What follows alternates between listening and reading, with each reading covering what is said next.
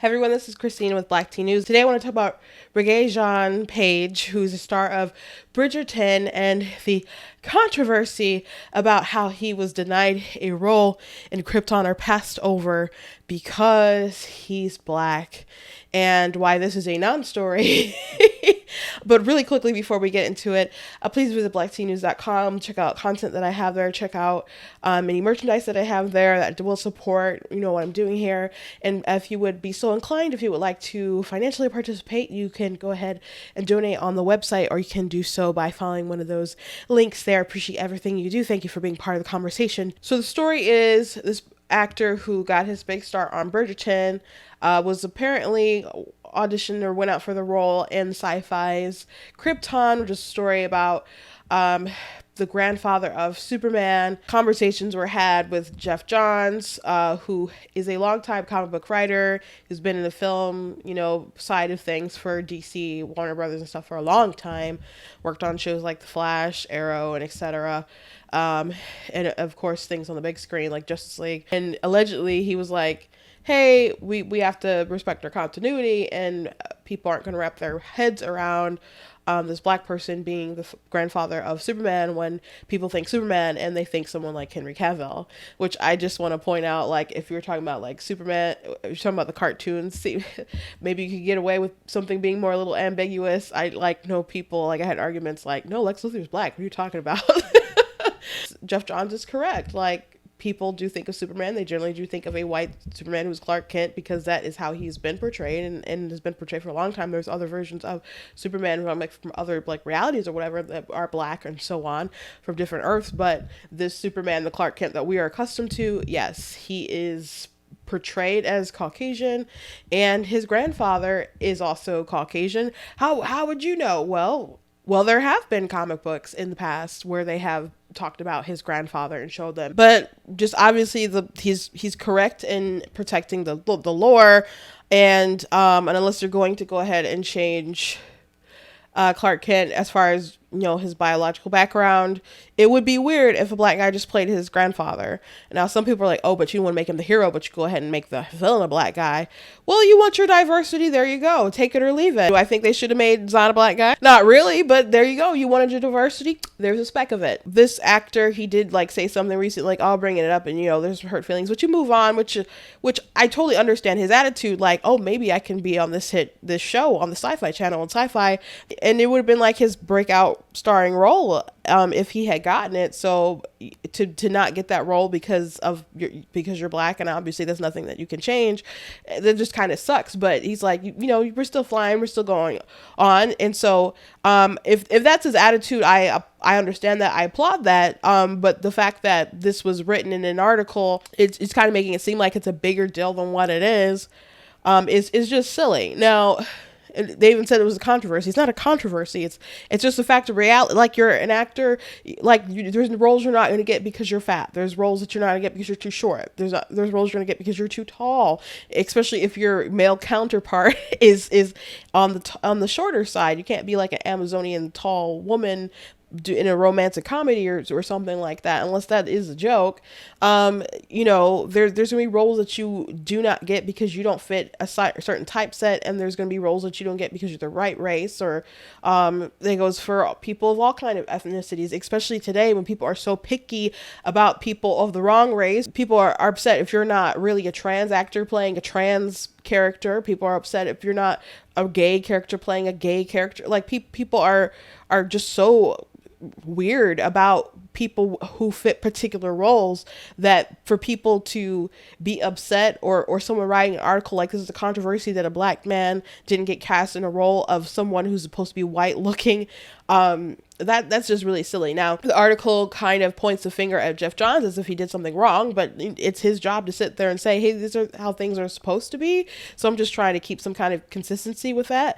And so that he's just doing his job. Now, they even related it back to Justice League and Ray Fisher and issues that they had on set with Joss Whedon, and Geoff Johns allegedly enabled Joss Whedon. I don't know in what way. Geoff Johns kind of said he's taking things about how about the character and the writing and how he wanted to go story wise kind of personally, and is mischaracterizing me. And I don't know everything that happened. Obviously you don't know everything that happened, only the people involved do, and even people involved in situations see things so tightly to their perspective and their emotions that maybe they don't even really know the full story. I guess only God knows, really. But if you've seen the Zack Snyder cut and if you've seen the Joss Whedon cut, and I've seen them both once now, and only once for the both of them ever, Ray Fisher pitching a fit, I guess, about how different his role was in the Snyder cut versus the Whedon cut. He's got some real grievances there. He's got a legitimate case to make, because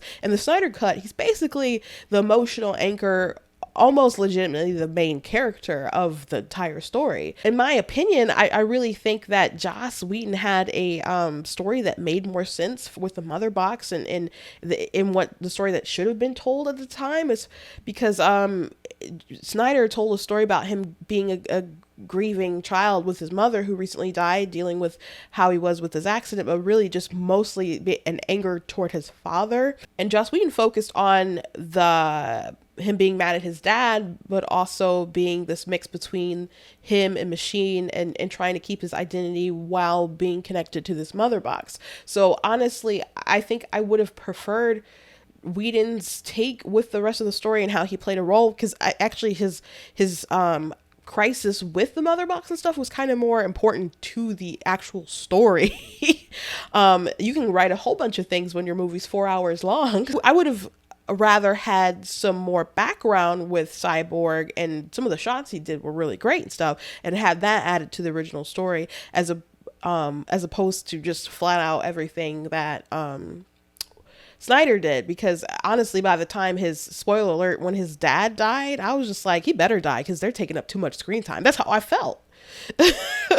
Like, I understood he was supposed to be the emotional anchor. Was I emotionally anchored to the story? No.